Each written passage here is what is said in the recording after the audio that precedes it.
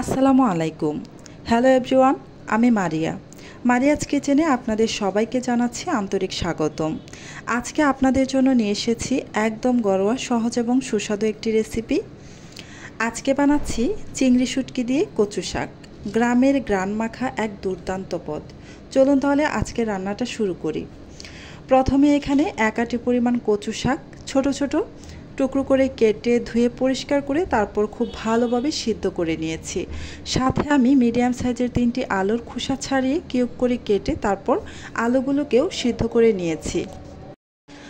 আরও নিয়েছি এখানে চিংড়ি শুটকি প্রায় 50 গ্রাম পরিমাণ। আপনারা আপনাদের পছন্দ মতো যে কোনো শুটকি এখানে নিতে পারেন।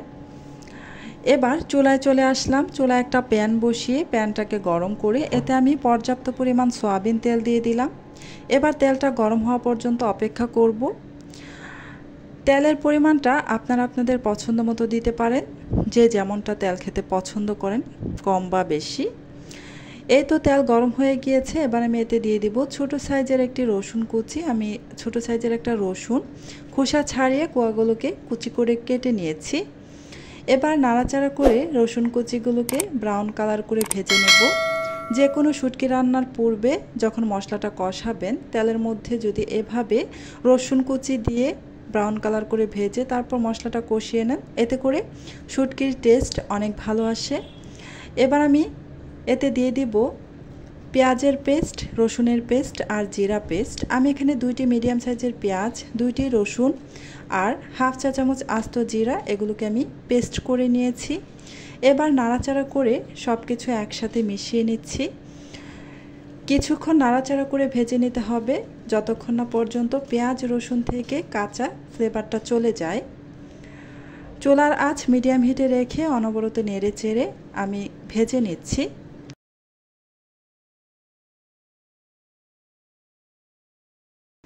এই তো ভাজা হয়ে গেছে। এবার আমি এতে দিয়ে দেব চিংড়ি শুটকিগুলো। এই চিংড়ি শুটকিগুলোকে আমি কুসুম গরম পানিতে 5 মিনিট ভিজিয়ে রেখে তারপর খুব ভালোভাবে ধুয়ে নিয়েছিলাম। এবার এই শুটকিগুলো দিয়েও কিছুক্ষণ নাড়াচাড়া করে ভেজে নিতে হবে। চুলার আঁচ মিডিয়াম হিটে রেখে কিছুক্ষণ নাড়াচাড়া করে ভেজে নেব। আমি এখানে চিংড়ি শুটকি দিয়ে রান্না করছি। আপনারা চাইলে অন্য যে কোনো শুটকি দিয়ে রান্না করতে পারেন, তবে রান্নার প্রসেসটা একটু অন্যরকম হবে। চিংড়ি শুটকি দিয়ে এভাবে যদি রান্না করেন খেতে অসম্ভব মজার হয়। এই তো বেশ কিছুক্ষণ নাড়াচাড়া করে ভেজে নিচ্ছি। ভাজা হয়ে গেছে। এবার আমি এতে হাফ কাপের থেকে একটু বেশি হবে আমি পানি দিয়ে দিলাম, যেহেতু গুঁড়া মশলাগুলো অ্যাড করব সেই জন্য। প্রথমেই দিয়ে দিলাম স্বাদ মতো লবণ,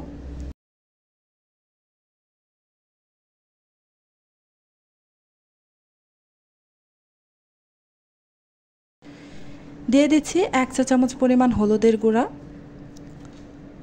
1 চা চামচ পরিমাণ ধনিয়ার গুঁড়া, 1.5 চা চামচ পরিমাণ মরিচের গুঁড়া।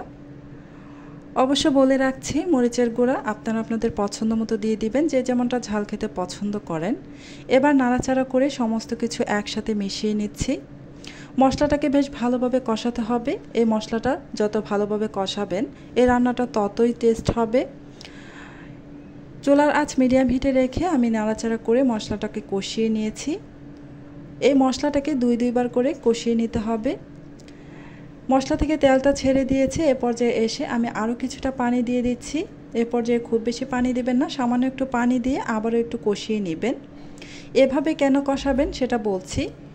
যেহেতু কচু শাক আর আলু আগে থেকে সিদ্ধ করে নিয়েছি, সেহেতু রান্না করতে খুব বেশি সময় লাগবে না। তাই এভাবে মশলাটাকে 2 বার ভালোভাবে কষিয়ে নিলে রান্নার টেস্ট অনেকাংশে বেড়ে যাবে। মশলাটাকে খুব ভালোভাবে কষিয়ে নিয়েছি। এবার আমি এতে দিয়ে দিচ্ছি আগে থেকে সিদ্ধ করে রাখা আলু আর কচু শাক। এবার সমস্ত কিছু একসাথে মিশিয়ে নিচ্ছি। অবশ্যই ভালোভাবে মিশিয়ে নেবেন।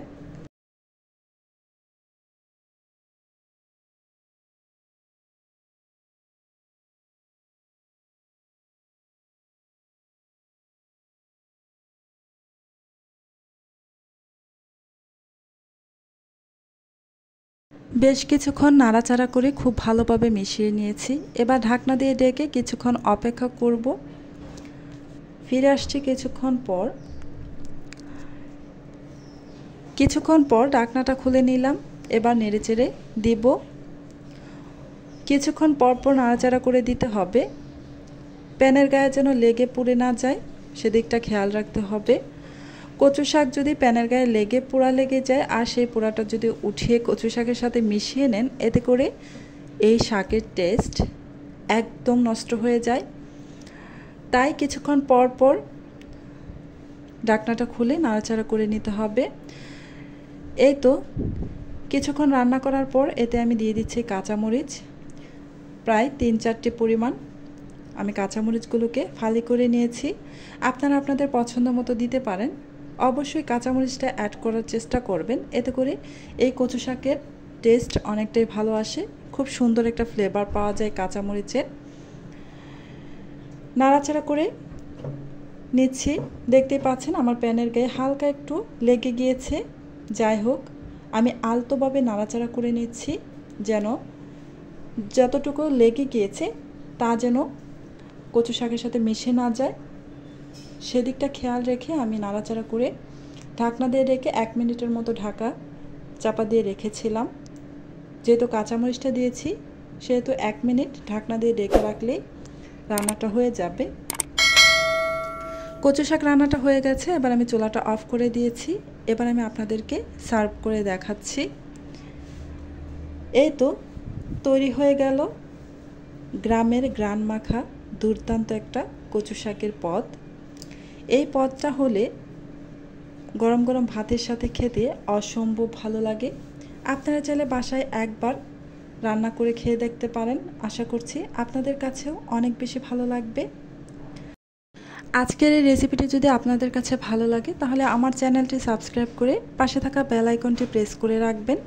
এতে করে যখন আমি নতুন কোনো ভিডিও আপলোড করব তখন সাথে সাথে আপনার ওখানে পৌঁছে যাবে।